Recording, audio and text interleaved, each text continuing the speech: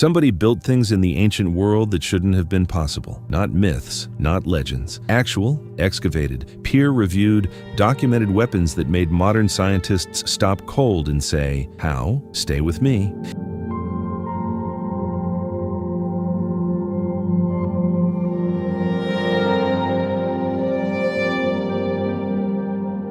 The Antikythera mechanism, Greece, approximately 150 BCE. Okay, before you say, "That's not a weapon," hear me out.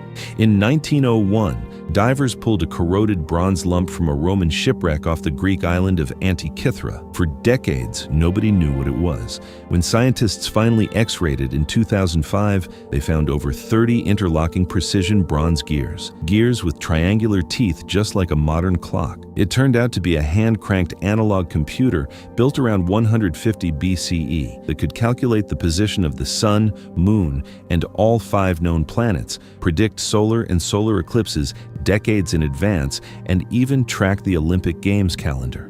UCL researcher Tony Freeth called it almost unbelievable in its brilliance. Nothing this complex appears again in history for over 1,000 years. 1,000. So why does it matter here? Because military intelligence, knowing celestial timings for campaigns, predicting tidal patterns for naval strategy, was a weapon. And nobody should have been able to build this in 150 BCE. Nobody. Damascus steel, India and Middle East. Approximately 300 BCE crusaders in the 12th century came back from the Holy Land with a very specific kind of trauma. Their swords, European steel, the best they had, were splitting apart against blades carried by Muslim warriors. These blades, called Damascus steel, could reportedly cut a falling silk handkerchief in midair. They were simultaneously razor-sharp and shatterproof, which should be metallurgically impossible.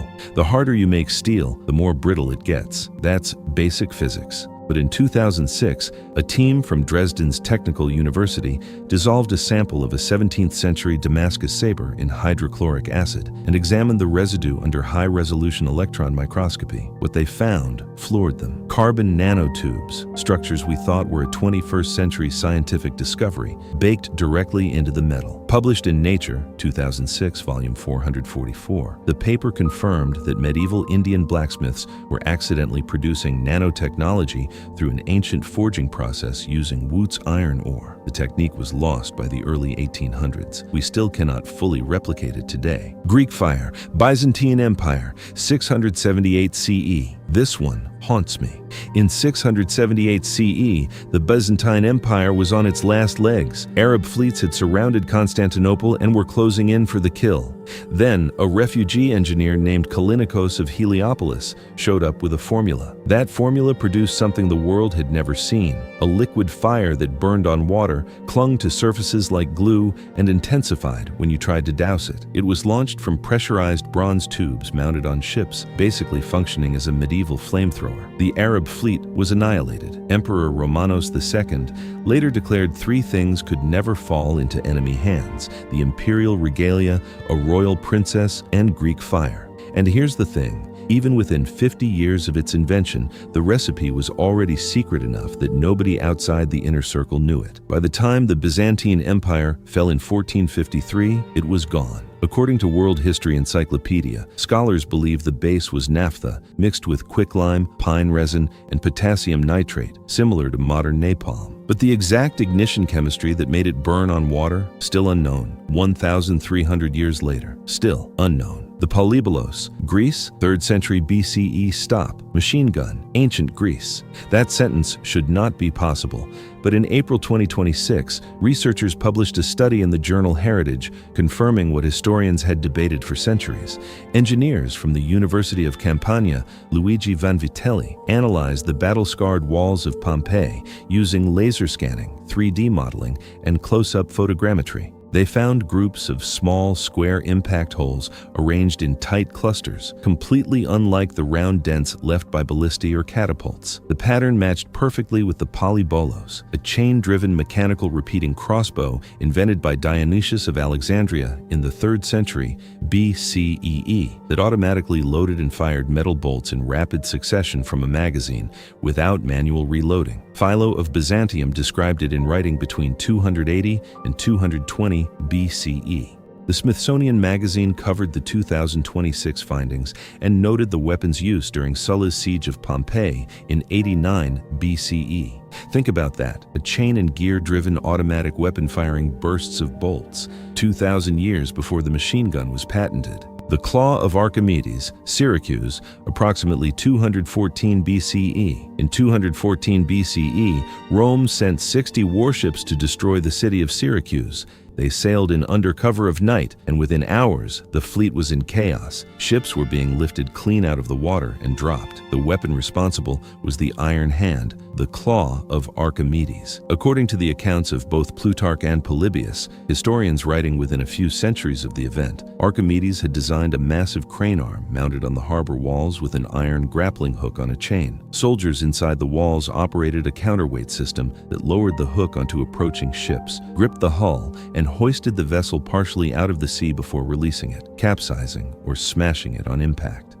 In 2005, a BBC documentary tested a scale model of the claw and confirmed the mechanism was mechanically plausible. A Chris Roris and Harry Harris paper, presented at the Symposium on Extraordinary Machines and Structures in Antiquity in 2001, mathematically reconstructed the claw's lifting capacity. The Roman commander Marcellus reportedly called off all daylight assaults and switched to a night siege because his soldiers were fighting a ship-swallowing monster. The Chinese fire lance, Song Dynasty, approximately 950 CE. Every gun on Earth traces its lineage back to this moment. Around 950 CE in Song Dynasty, China, someone lashed a bamboo tube packed with gunpowder to the head of a spear. That was the fire lance, Huo Qian, and it changed everything.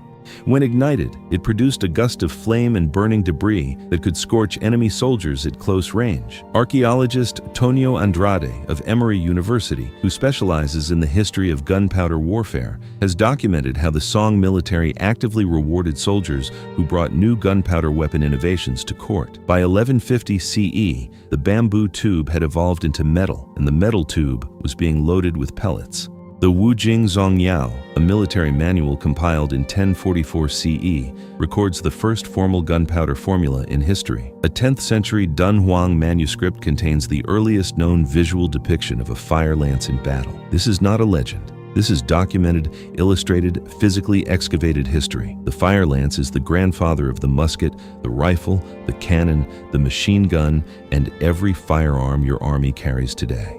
The Archimedes heat ray, Syracuse, approximately 213 BCE. This is the one that split scientists into two camps, and both camps have good points. Ancient accounts from Lucian, 2nd century CE, and Anthemius of Tralles, circa 500 CE, describe Archimedes directing an array of bronze mirrors along the harbor walls of Syracuse, focusing concentrated sunlight onto Roman ships and setting them ablaze from a distance. Now, in 1973, Greek engineer Ioannis Sakis lined up 70 Greek sailors each holding a 1.5-meter bronze mirror and aimed them at a wooden boat 50 meters away. It caught fire.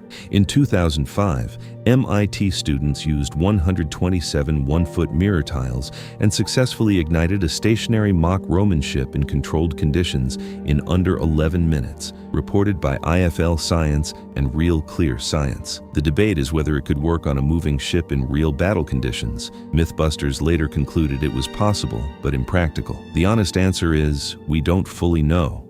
What we do know is that Archimedes, the man who invented integral calculus and calculated pi with remarkable precision, absolutely understood the geometry of parabolic reflection. Whether or not the mirrors burned ships, the physics behind it was real. And he knew it 2,200 years before lasers existed. Here's what ties all of this together. None of these were accidents. None of these were dumb luck. They were products of serious, systematic engineering by people who were, let's be honest, just as smart as us. Maybe smarter in some ways because they were working without any of the tools we'd consider baseline today. How many other things did they build that we haven't found yet? Drop your answer in the comments. I genuinely want to know what you think.